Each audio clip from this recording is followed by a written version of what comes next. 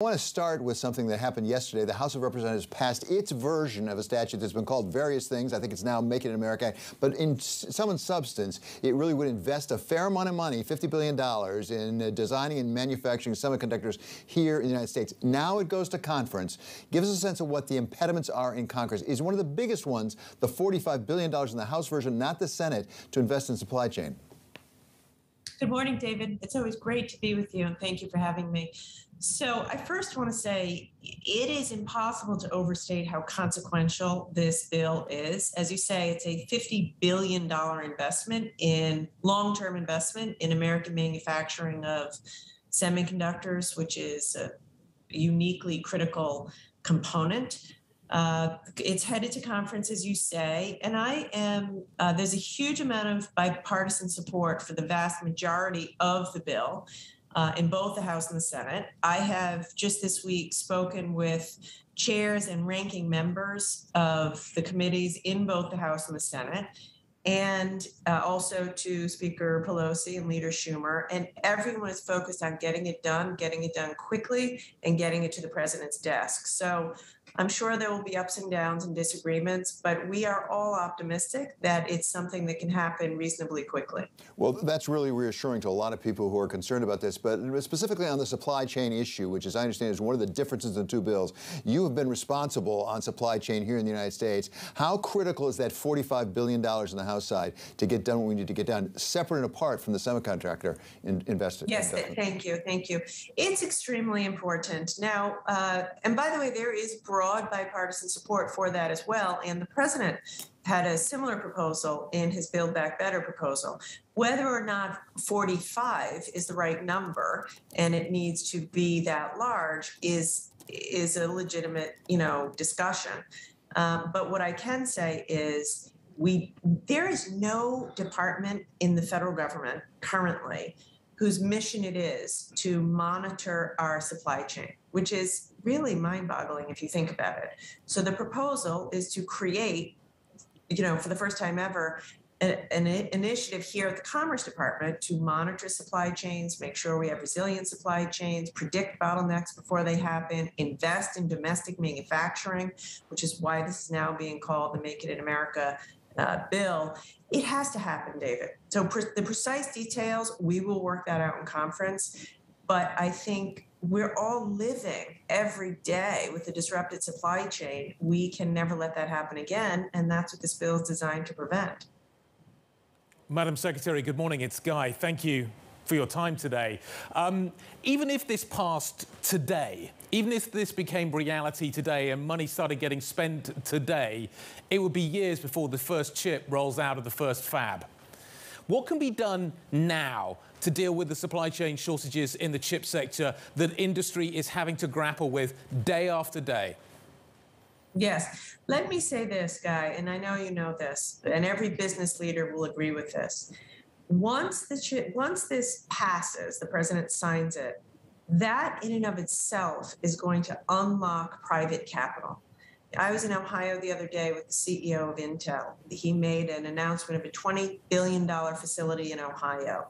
He said he did that because he's assuming the CHIPS Act will pass. And if it does, it will unlock another $80 billion.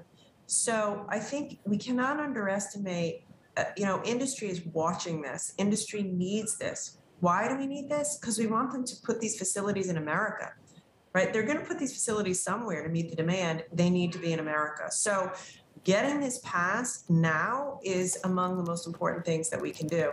Beyond that, the other things we can do now are just to bring together suppliers and consumers to increase transparency, which we are doing, encouraging the information sharing so that we can be sure there's no hoarding, there's no stockpiling, there's no price gouging. All of that transparency, which is what we are leaning into, increases trust in the supply chain, which will get rid of some of the bottlenecks. Long term, though, it's no free lunch here. The reality is we need to produce more chips in America. More chips in America. You spoke a moment ago as well about making sure that they were produced in America. Madam Secretary, yesterday the EU unveiled its version of the CHIPS Act.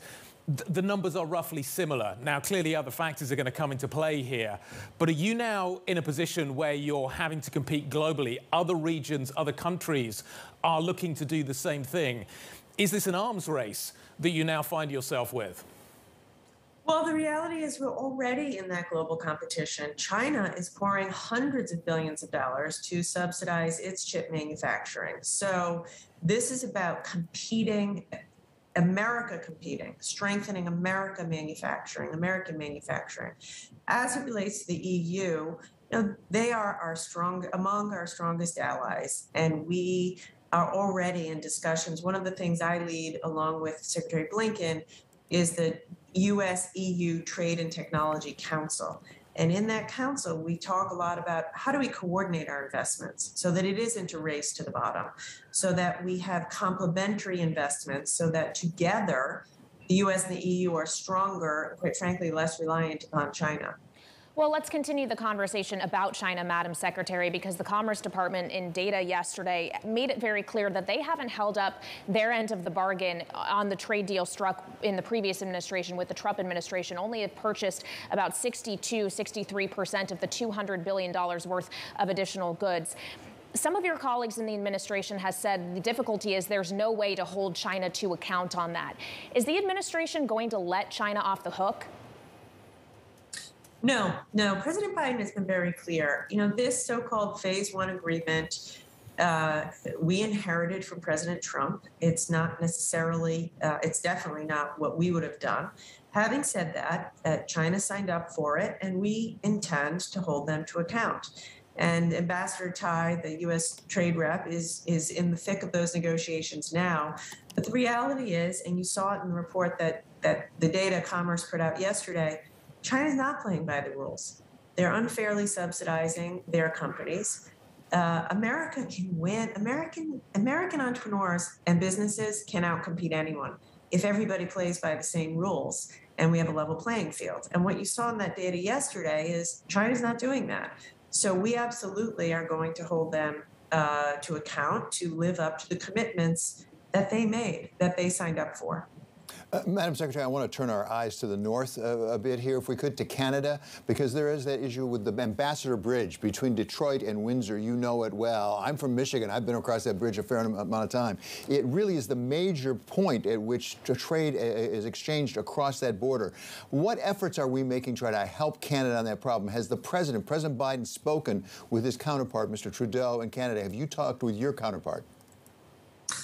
I have not yet. Secretary Buttigieg, Secretary of Transportation, I know, is deeply engaged in this, and as is Customs and Border Patrol. We need to resolve this issue. At the moment, we aren't. I have been in touch with the auto companies and such. We are told it is not yet interfering with supply chains. However, it will. It's only a matter of time. So we, the administration, are aggressively engaged trying to diffuse tensions and increase the traffic flow. The other issue, as you know very well, being a Michigander, is folks forget about cargo. Folks use that to get to and from work. And so we have to get traffic flowing again.